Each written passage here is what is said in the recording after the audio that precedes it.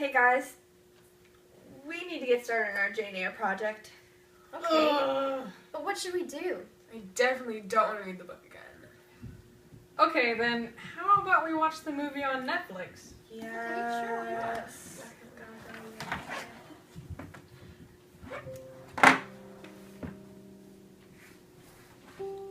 Wait a second. We're missing something here. This is supposed to be chapter 10, right? Yeah, so? This isn't how it was represented in the book. You're right. This is the section after Helen Burns dies, and Jane advertises in the newspaper to become a governess so that she can leave Lowood. Obviously, we aren't getting the full story. Let's talk about what happened in the book. So Miss Temple, the woman who taught Jane and acted almost like a substitute mom to her, leaves Lowood after getting married. Throughout the book, it sort of seems like anything that Jane loves leaves her at some point. Or she leaves it. I remember there's a motif for freedom and liberty in the book, that Jane hoped to belong somewhere. And she longed to be free and to speak and do as she pleases. I think it's a desire that led Jane to leave Lowood. There's also an element of a gothic romance here, the paranormal incidents. Here, let me find it. Here, the book says, a kind fairy had surely dropped a suggestion on my pillow. This is when Jane thinks about becoming a governess, and she dreams about advertising it in a paper. Oh, and the carriage that takes Jane to Thornfield is symbolic for a new journey. Yeah, you're right. Yeah. There's Miss Fairfax. But then, you see, they're only servants, and one can't converse with them on terms of equality. One must keep them at due distance for fear of losing one's authority. That rudeness clearly refers back to the theme of differences in social class, showing how others are unable to even be close to those lesser in class. Mrs. Fairfax is also somewhat of a substitute mother, but a lesser, more naive mother than Jane can't communicate well with. At least not as well as Jane could communicate with Miss Temple. What was that? That must have been the laugh from chapter 11. They tell Jane that it was Grace Poole who laughed, but we find out later that it was Bertha, Rochester's secret wife. Yeah, this laughter also recurs in chapter 15, just before the fire in Rochester's room. Pretty sure that in the book it says that the laugh is preternatural, which also adds another element of paranormal incident, making this book more of a gothic romance. Right, okay. Back to the movie. Why does Jane keep shivering when she's walking through the corridor with Miss Fairfax? Put on a coat! I remember reading somewhere that fire is symbolic for Jane because she's passionate, and I think that the corridor which leads to Bertha's room is supposed to be cold, to foreshadow that Bertha will extinguish Jane's fire. That means that because of Bertha, Jane's passion falters, which happens when she finds out that Rochester is already married to Bertha. Aw, there's Adele, she's so cute! And bratty. Even though she speaks French most of the time, I can tell she's just being snobby.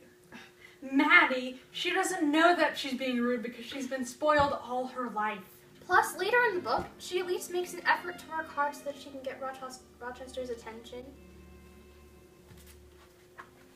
Ah, by the way, I found the term guide trash in the novel. It explains what it means in the form of a horse, mule, or dog. It haunted solitary ways and sometimes came upon belated travelers, as this horse was now coming upon me, Jane. In the book, the allusion to this paranormal being is made to establish an element of gothic romance. Plus, it makes it really scary. You know, in the book, Jane doesn't look forward to re-entering Thornfield. Here it says to pass its threshold was to return to stagnation. Why? She feels that it's a prison because she had nothing tying her to the place, Erin. Until she meets Rochester, which she just did. Look at Jane's art that she's showing to Rochester. Those paintings are quite good.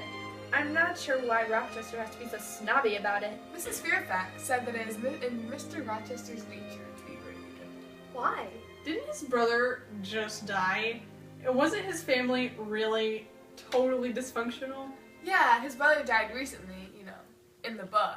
Okay, next day, and Rochester is talking to Jane again. And he's still being as rude as ever. He is openly insulting her and is indefatigably asking her questions.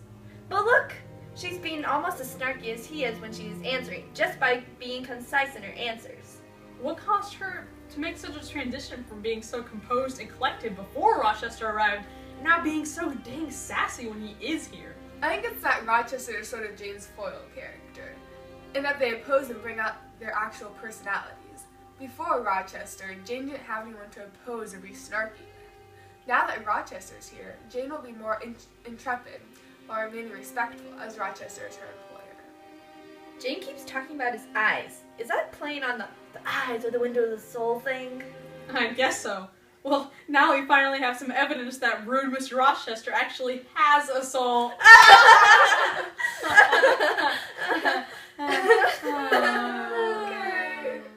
This is when Rochester complains about how his girl, Celine, cheated on him and said that he was ugly and left him with Adele, who may or may not be his actual daughter.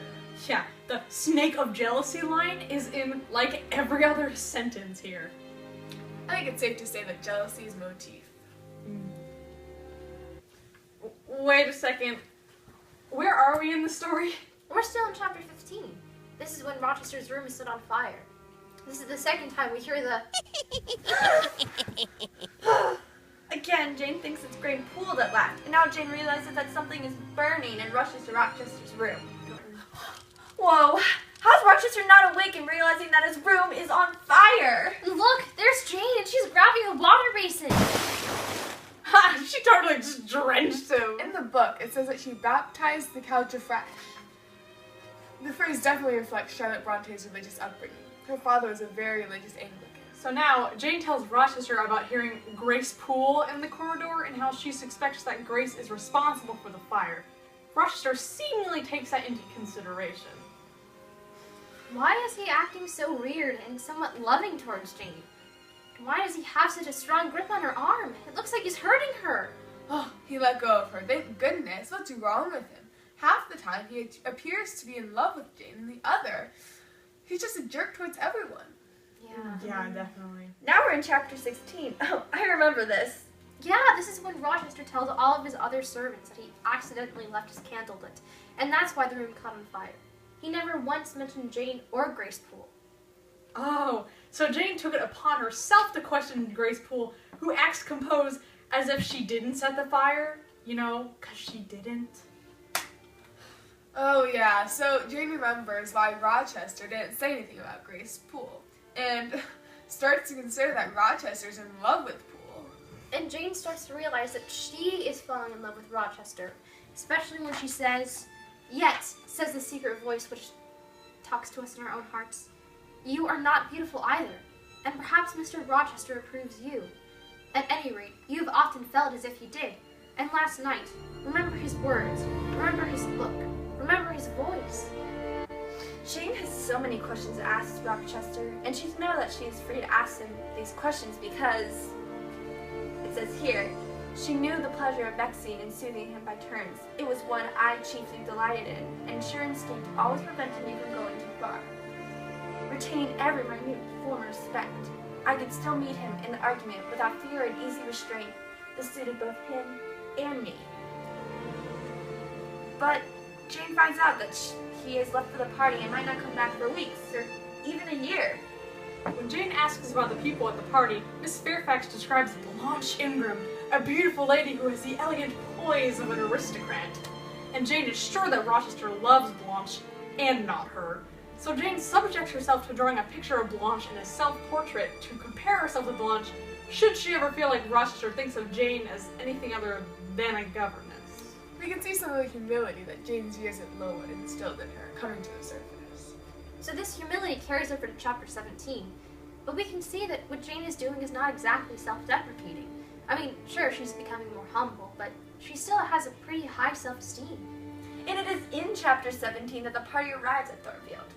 When everyone is preparing for the party, Jane ponders Grace Poole and overhears other servants talking about Grace too. Jane thinks that Grace Poole is... that Grace Poole is as companionless as a prisoner in his dungeon. Jane is right about someone being held somewhat prisoner, which can be interpreted as foreshadowing. But she is wrong about it being Grace Poole. That can be considered a red herring.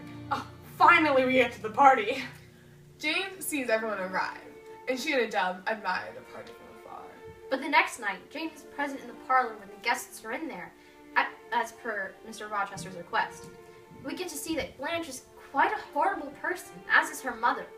The both of them start insulting everyone involved in the profession of being a governess, fully aware that Jane, a governess, is listening. In addition to that, Blanche imposes her intelligence onto other people, so as to show that she is superior to them. And not to mention that she will only marry someone for his image, as she says, "I am resolved my husband shall not be a rival, but a foil to me." This means that her husband will compliment her and bring her out her best qualities as if he is just an accessory. We also see that Rochester is quite a different person when he is with Blanche. He's less coarse, especially when he responds to the request of Blanche by saying, "I am all obedience." This is most definitely not the Rochester that we know. But when Jane leaves the party, Mr. Rochester follows her out and inquires about what she's been doing in his absence.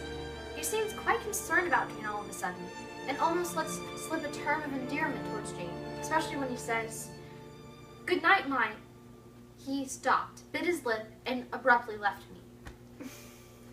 Is it just me, or is it weird how Rochester keeps switching personalities? One minute he's a mean employer, and the next he's a tender companion? Well, when you put it that way, it sort of seems like Rochester has some conflict. Like, he loves Jane, but he can't be seen acting lovingly towards Jane, which is his true nature. That might be another appearance of differences in social class theme. Okay, we're finally in chapter 18. Is this when they play the game of charades? Yeah, and as Jane watches, she sees that while Blanche and Rochester act genially and seem to have a mutual desire to be married, Rochester does not love, and he can't love Blanche.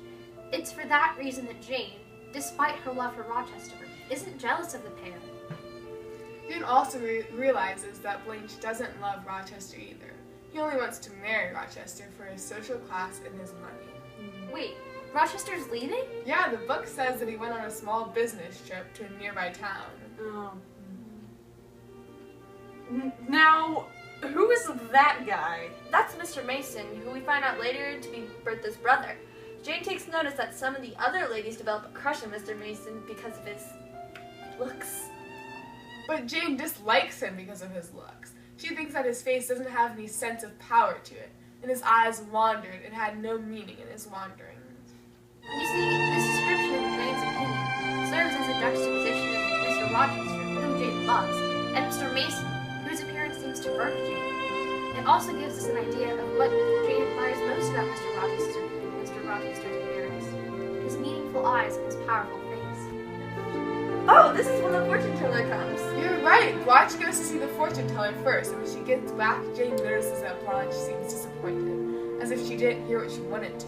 Yeah, and then when the other ladies go to see the psychic, they come back in shock, saying that the woman could tell them things like who they had a crush on. Yeah, and then the servant asks Jane if she wants to go see the fortune teller, for the woman won't leave until she has seen all the women. Our section ends with Jane saying, "Here it is. I am not in the least afraid, nor was I, but I was a good deal interested and excited." That's some strong characterization of Jane. It shows us that she is brave, adventurous, and not afraid to try unprecedented things. Oh, well, we finished watching our section of the movie. Now, what do we do for the project? Wait a second. Is that a camera?